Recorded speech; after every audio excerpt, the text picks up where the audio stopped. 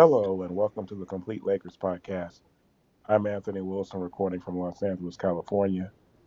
Uh, I'm joined by David Galvez. Galvez, how are you? What up, Wilson? What's popping?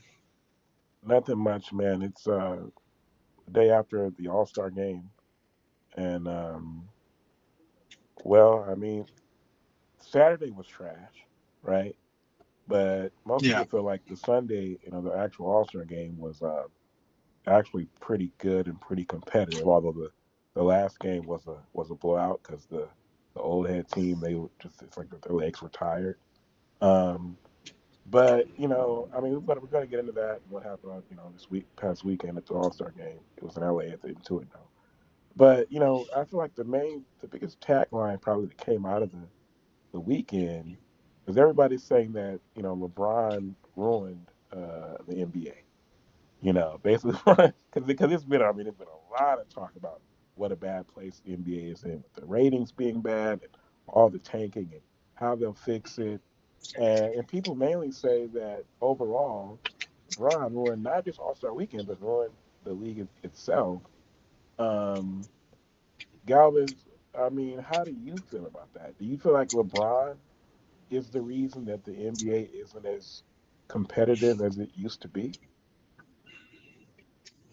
Yeah. I mean, it was a snowball effect, right? It wasn't like it was one thing that he did or said that caused it. But now here's the thing: we're all on the opposite side of the field of the fence, right? We're we're looking at it from the perspective of a fan, a consuming fan, right? And these guys, they're getting paid godly amount of money to just play a game they love, right? And so the lack of respect they have for the game, but most importantly for the fans, right? I think that's what most fans are upset about. Well, you know, if we go back and look at like Jordan and them, right? Because that's what we do. We always go back and compare. It was like, you know, Jordan's All Star games. Now they weren't out there acting like it was a playoff game, but they definitely had some pep in their step. They definitely played with pride. And then when Kobe's generation took over, you could kind of see, okay, they were letting their foot off the gas for the first 3 quarters, but when it was the fourth quarter, it was intense, right? Because they had pride and professionalism. The problem with LeBron is his era. It just, my God, it just literally became a layup line. These guys weren't even attempting to play defense. And unfortunately, LeBron is the leader of his generation for the past 20 years. And so everybody kind of took his personality, which was, hey, man, the players have all the leverage. The players should have all the say. And then look what happened.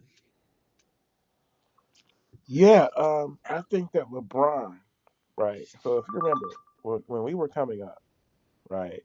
Obviously the '90s were, the '80s and the '90s. It was all about competition, you know, and I feel like that continued through like the Shaq, Kobe era, you know, and then even with Duncan and the Spurs, what they were doing, right? But see, when LeBron and he came in, his rookie year was 2004. So this is like during the middle of the, Kobe Well, Duncan era. remember he didn't make the All Star game the first couple of But years. I'm not just talking about the All Star game. I'm talking about just in general. Oh, You know okay. that he is someone who is almost like and obviously the going to Miami thing, which I think is overly, it's like overstated, but it started kind. I mean, obviously Durant followed that up by going to Golden State. You know, and I just feel like it's not like it started with like them being so friendly with each other and stuff, you know, in a way that it never really had, him and CP3 and D Wade and Carmelo. And they had never really been, it's like, and Jordan and Barkley were friends. Jordan was friends with Patrick Ewing. but not in that way, right? Not like they were like a like a It, like it was it was almost like they were coworkers, right? right, Like if you have a job, you're cool with your coworkers. Now you're not hanging out with them all day every day, but there's some camaraderie. You guys are cool with each other. But right. these But guys, the way that like you think about the way that Reggie Miller used to talk about Michael Jordan, you know, that was a rivalry, you know. And when the Bulls and the Knicks played, they were trying to kill each other, you know, as opposed to LeBron and Carmelo being such good friends and not really having the same type of cutthroat mentality, maybe in the way that they would compete against one another. And I think Mhm, that changed things. And then as far as the All Star game goes, like LeBron not wanting to be in the dunk contest, that was kind of the start of, when's the last time we had, I mean, we had Dwight and we had Blake Griffin, but that was mhm. really the end of superstars being in the dunk contest, you know. Yeah. Whereas The before, last, yeah. Go ahead. go ahead, you go ahead. No, I was gonna say the last time we had any type of really, I mean, this was one of the greatest of all time contests, right? The Levine Gordon, right? Mm-hmm. But they definitely weren't top 15 players in the NBA. Mm-hmm. Maybe not even top. They were top 20. They No, weren't even all stars, no, and you so know. yeah, And no, no, go, yeah, that was it. yeah, okay. Well, I was just gonna say like before it would be we had I mean Jordan and Dominique Wilkins and Kobe, you know, Sean Kemp. You had big time guys winning the dunk contest regularly, right? Vince Carter, T Vince Mac, Carter, Stevie Franchise. so and I just feel like there was that, and then I mean like Kevin Durant will say like it's almost like he tries to I think LeBron kind of does the same thing, which is trying to like kind of minimize the importance of rings. Like LeBron would talk about ring culture, and I feel like in like a negative way, like it shouldn't exist, you know. And it's like, bro, that's why you play the game is to win championships. That's why Magic Yeah. played and Bird and Kobe and Duncan and Shaq, you know. So to Mhm. try to minimize that, it's like it's almost like their mindset is to make it less competitive. It's kind of like in boxing, The right? easy way out. Let's Right, take the easy way out. right. Like in boxing, right? Where it'll come a certain point where in a fight where maybe one man has already proven that he's better, and there's like a secret agreement between the fighters. Okay, let's just ride this thing out Yeah, now. I won't try too hard to hurt you, and you won't try too hard to hurt me. yeah, That type of yeah, thing. That's kind of like the mentality that yeah, the NBA is taking on. And then everything else, like you said, it's a snowball effect. The amount of money they make, you can't blame LeBron for that. But then Adam Silver hasn't really. It's like, yeah, he's done a great job as far as they make, like 10 years ago, the top salary was probably like 25 million. Now it's 70 million, you know. So, I mean, he's done great in that regard, but the product itself, nobody is happy with, you know. yeah. And I don't know if you mentioned it, but to me, it's obvious. For example, and everybody knows this. The reason why LeBron didn't want to do the dunk contest was because he was afraid that his brand would take a hit if he lost, Mm, right? mm, And so that's when it really that laid the foundation for one, I care more about my image, and two, I'm not competitive enough or confident in myself to be like, nah, you know what? I am because there were, other than Dwight Howard, who showed that he was like a great dunker for a contest, there was no other dunker like LeBron. And what was crazy was he kept putting his name in just to draw attention, and then at the last minute he would like take himself out, and then you would see like he would always have this bogus reason for not doing the dunk contest, and he'd be in the layup line doing like a 360 windmill. yeah. Remember those clips? Mm-hmm. And this was obviously before the height of social media. It wasn't like what it is today, Mm-hmm. but um that's what started the whole, I don't want to compete because I don't want my brand to take a hit. And but let me ask you this, Wilson. Uh, when so it's very well noted that LeBron, Carmelo, and Dwayne Wade, they all wanted to play together, right? Mhm. The three darlings of the legendary '03 class. Mhm. And so because Melo's agent screwed him over and he did sign the extension 1 year too early, they had to look elsewhere to Chris Bosh, right? Mhm. Who do you think was the ringleader of those three? LeBron? That was, huh? Was it LeBron? No, I don't know. I'm asking you. Who do you think was Mm. sorry? Who do you think was the ringleader Well, you know trying what? to get them D to? Wade, it was already his team in Miami, so it could have been his idea to go, hey, why don't we all team up here? you know. But I wanted to say something about you mentioned LeBron's brand, and see that's the difference is that LeBron comes in right so hyped, and he's given a Mhm. 10-year, $90 million Nike deal right off the bat, right? Whereas Jordan, I feel like Jordan had the Jordans were out his first year, but he still kind of had to prove it on the court. If anything, Jordan was eager to participate in the dunk contest because it would grow the Jordan brand, the Nike brand. Oh, If it remember I think his first dunk contest was '87, right? right, so So he was already 3 years into the league, and everybody knew, oh damn, yeah, right now it's Bird and Jordan, Bird and Magic's league, but we already know Jordan's coming. right, That's his time is coming, um, but I mean, it's just more of a mentality thing, though, because that's what's crazy about it.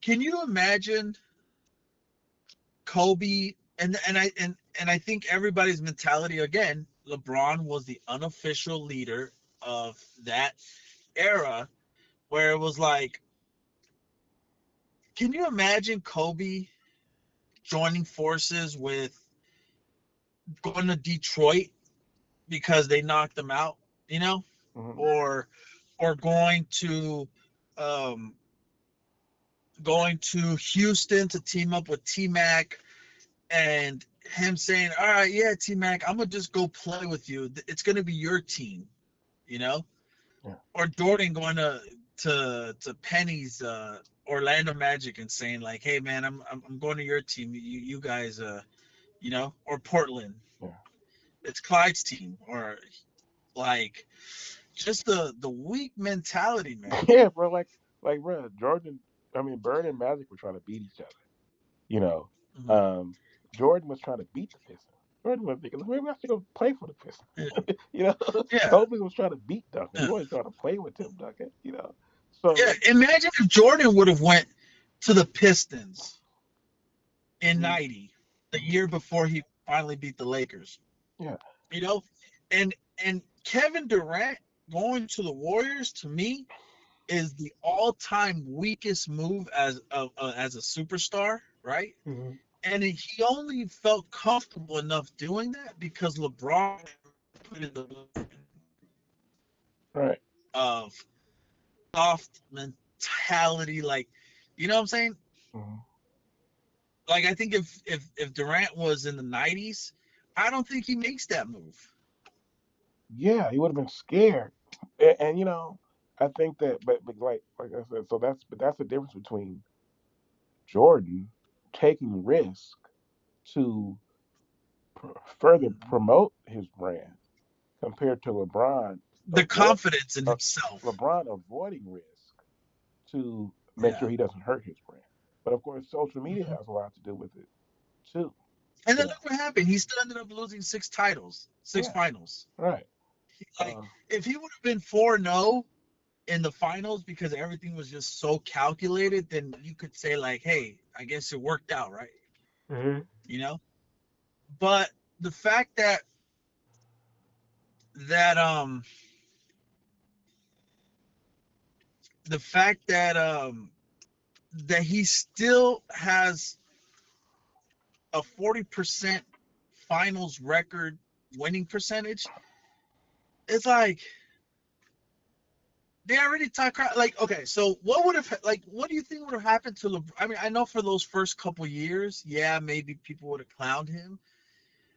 But it's 2026. Let's say in 2011, when he's in the absolute complete prime of his career, right? Mm-hmm. He's in Miami, and he's clearly, this is before Steph Curry takes off. This is before like, there's no Giannis, there's no Jokic, there's no Europe. Like, it's literally LeBron and everybody else, right? Mm-hmm.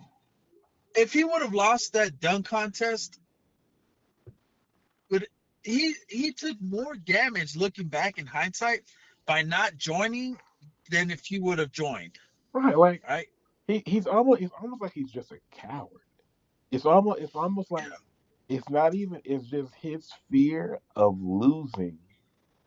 Yeah. If he can create a situation where he can't lose, that's what he'll do.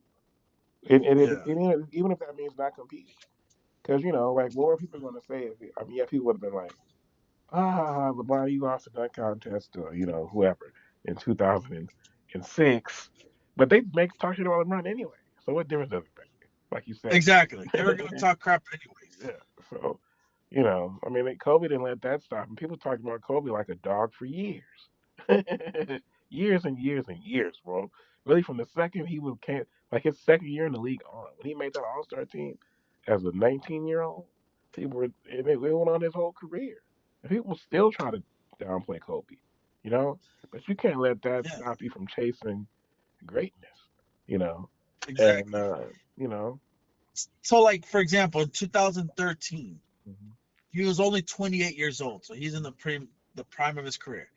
Jeremy Evans won the dunk contest. hmm If he would have lost to Jeremy Evans, it's kind of like, I mean, you know, like and he wouldn't have Blake lost. Griffin. The Blake only, Griffin wasn't scared. right. The only way he would have lost is if he, As if he just missed every dunk. yeah, like you said, if he was, unless he was maybe just like not that creative, but he used to, like you said, he would do 360 windmills in the layup line, right? Yeah, And we used to see yeah. like, bro, when you're big and you can fly, you don't even And have you're to be, powerful. yeah, you don't have to be that creative. He could have done from the No, free throw line. He could have just started yeah. off from way back and did a, you He know. would have had he would have had the power of Dominique, the hang time of Jordan, Mhm. and like just like he would have been everything in one. Plus, he's LeBron, But so automatically his star power and his yeah, magnetism. he's gonna, yeah, and then Adam Silver, of course, would have been like, I don't know if Adam Silver was still No, I think it was still David Stern. yeah. David Stern, the ultimate mafia person, Mhm. he would have found a way to make the judges be like, hey, we can't have LeBron lose, right? So you know, Don't. unless you want to hit, on your family, uh, you know. But another thing, I know this is more of an all-star thing, but this is more important, Wilson. The problem with the NBA is these guys are just making way too much money and they just don't care, right? hmm Um, I remember like I earlier in the season, early, it was probably like within the first week. I think if I'm not mistaken, it was Peacock's national debut. Where everybody was hyped because they were bringing back the theme song. And it was very nostalgic, and of course, it was the start of the NBA season, so people were pumped. And they were playing the Timberwolves, and this was like the second game, I want to say, second game of the season. And the Lakers have no Luka, no LeBron, no Anthony Davis. I mean, sorry, no Anthony Edwards. hmm Second game of the season, bro. Second or third. For sure, it was within the first week. How do you explain that to the consumer? And I know we say this all the time. The three most important players didn't play. And we said it. It's like saying the Ravens are playing the Chiefs, and you got no Lamar, no Mahomes, and no Kelsey. Yeah, that would never happen. That Oh, wouldn't, like,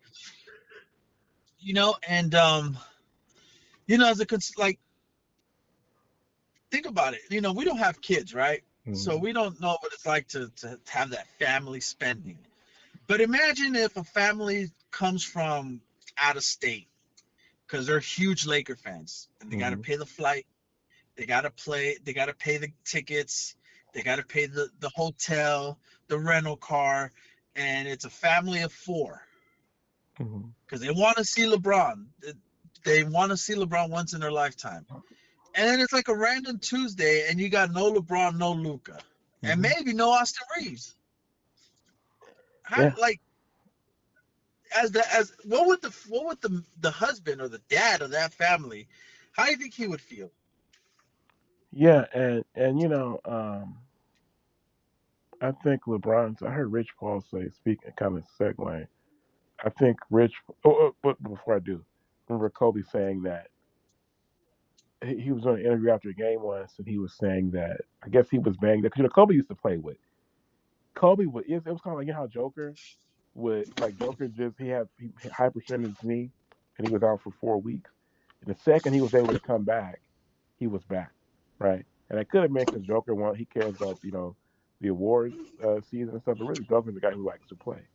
But Kobe would take it to the extreme. Kobe would be out there. Kobe would dislocate his shoulder and miss Mm-hmm. 2 weeks and put a bandage on it. He'd be out there playing. He'd have a broken, Torn ligament in his shooting hand. yes, all types of stuff, and he'd still be playing when guys would usually miss 4 weeks or 2 months or something like that with those type of injuries. And he said once, I remember he was doing an interview after one of our home games, and they asked him, about it, and he goes, "Well, yeah, man, these people pay their hard-earned money to come out here and watch these games, and I want to play." And I believe he meant that. And Kobe was, he has some flaws in certain ways, but as far as hard work and trying to make sure he put on a show and stuff like that, you can't He knock him never cheated the fans out of an ever, experience never, because he you know. knew. Now, And Michael Jordan was the he same way. probably, yeah, yeah, Michael Jordan used and to say even that he he would always wear suits. Like when he would walk out the hotel and get on the bus and walk out the bus and get in the hotel, he always been in a suit. He said because he never, it might be a person out there who it's their one chance to see Michael Jordan in person, and he want to make sure that he made a good impression on it. He said that. So, yeah, and it's kind of like, so again, it also comes down to the mentality, right? These, you know, they make so much freaking money and guaranteed that they know they can just sit these games out and they're still going to get paid. And that's why I told you. And as a fan of the NBA, I don't mind losing the season if it means the owners take back the power and no more guaranteed contracts. So you don't have these. Like, I mean, think about it, Wilson. Look at John Wall. The guy signed like a 4-year, $170 million deal. hmm Played like 20 games. hmm That's it. Now, ultimately, whose fault is that? It was the Wizards' fault because they should have known what they were signing, you hmm know? But still, Kawhi Leonard. Kawhi Leonard for the Clippers has just been a joke. He's literally stealing money from Ballmer, right? hmm He ain't playing. The guy even load manages in the playoffs. It was Like, when you're what the down hell, 3-2 in a pivotal game 6, like Kawhi out low man. man? Yeah, yeah. Game 7 of the Western Conference Finals, and the Clippers can finally make it to the NBA Finals. He's out for rest, and they hadn't played, and it's like a Sunday. It's like a Sunday, and they haven't played since Thursday. You know, come on now. You know. But Gowan, so Adam Silver, because they've been talking about the tanking problem too, right? And I think Uh huh. Adam Silver at the his thing where he talks to the reporters every year at the All Star game, he said that he would consider abolishing the draft if he if it was if necessary. If that's what it would take to stop the tanking. I don't know if he said that directly, but he said he would consider all options, right? And I think that that would work because what it would do is it's just like I know you're a soccer fan, right? Who are the biggest Hmm. teams in like soccer over there in that the European those leagues over there? Like It'd be like Barcelona, right, Real Madrid, Bayern Munich, uh, and that Manchester United. right. So basically, now a lot of those teams or clubs as they call them, right? They would have Hmm. all this like it would be this multiple superstars all on the same team, right? Like Yeah. didn't Mbappe and Messi they play for the same team, didn't they? What team was that? Um, it was PSG. It Yeah, was PSG. Messi, Neymar, and Mbappe. Right. So basically, you have a few teams that are dominant, or a few clubs that are Yeah. dominant, and then the Hmm. rest are kind of just like fodder for those clubs, Yeah. right? Like it's okay. So in Spain, Mhm. every year there's always two teams that can win the league: Mhm. Madrid and Barcelona. Mhm. They're like they're like 45% chance of them winning the league. Mhm. And so that's 90%, right? Mhm. There's that third team that's kind of right below them that every like 6 years they might Mhm. surprise someone. They might win the league, Mhm. right? They're called Atletico Madrid, Mhm. and they probably have like a 9% chance of winning the league. Mhm. Actually, 9.9% chance of winning the league, Mhm. right? Mhm. And so the other 0.1% of the league is the field, Mhm. right? But yeah, it's the most watched and best league in the world. Right. When Exactly. really every year they go into it, they know there can literally only be two teams that can win it. Maybe that third, but even Exactly. then, it's still like a long shot. Right. And that's You know. exactly how the NBA grew. And in the '60s it was the Celtics, in the '80s it was the Lakers and the Celtics, in the '90s it was the Bulls, in the 2000s it was the Lakers and the Spurs, and then it was the LeBron and the Heat, and basically LeBron was like his own dynasty by himself, and then with Curry and them, and the Warriors got in there. And there's a reason that the 1970s were basically like the most irrelevant decade of the NBA because they had parity. You had a bunch of different teams winning the Uh, championships, and the NBA. So the NBA grew through these dynasties, and the dynasties are how you get the marquee legendary players because they're the ones playing for the championship every year and win all the championships. You know, but so I also think it could be a cultural thing in the sense of the NFL, they don't have a lottery system. So if anything, in the NFL, there's even more reason to tank, mm, right? And NFL, they don't tank.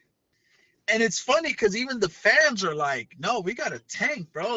mhm, Like I don't wanna what's the point of us going if we're already 2-12, mhm, what's the point of us going 5-12? We mhm, still making the playoffs, right? mhm, Like, but there's just something about the NFL that doesn't like the players can't just sit out and be like, all right, let's tank because they know their contract. That's the key to everything, Wilson.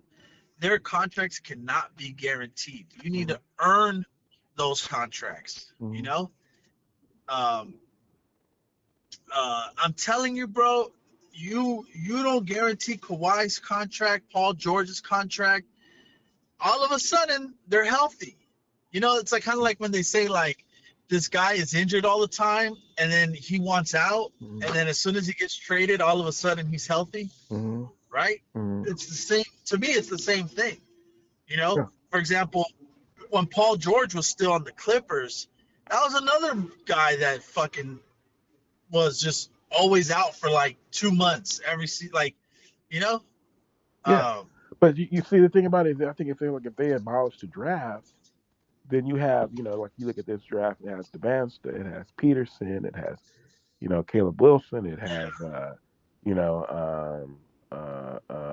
Cam but Boozer, Wilson, and you but go and Wilson, then what are you? mhm, But what are you going to do? What are you gonna do if, for example, like 2 years ago, like I know what you're saying. You can have the Lakers are literally going to sign, and I'm a Laker fan. We're obviously Laker fans, so it's better for us. mhm, But what, 1 year you're gonna have 1 year you're gonna have the Lakers going to the Lakers getting Wemby, and then Patterson, and then every 2 years they're gonna sign the consensus number one team. I mean, player. They're gonna sign the consensus number one player. Well, maybe not every year, but like if let's say the Lakers are not, when the Lakers need it, like when the Lakers are like, damn, we want to be the Lakers again, and it's some franchise, Yeah. altering player, then that's when the Lakers get him, you know, and but that would elevate the top because that's how it has to be done. Do you know how Europe? Do you want me to dumb it down for you? How Europe does it? No. Okay, so real quick, because I got a couple minutes left. This is how Europe does it. So give me a rundown team that doesn't really that very rarely makes noise. The Wizards they got AD Okay, and yeah, Trey okay, now. the Wizards. Let's say the Wizards, right? Hmm. So what they do is they have academies, Hmm. and if these guys, so what they'll do is they'll go to these AA tournaments, they'll go to these camps, and they'll see a 16-year-old Wemby or a 16-year-old uh, LeBron or a 16-year-old whoever, right? Hmm. And what they do is they sign him to a contract, Hmm. and now he's in. He lives with the Wizards, right? Hmm. He goes to training.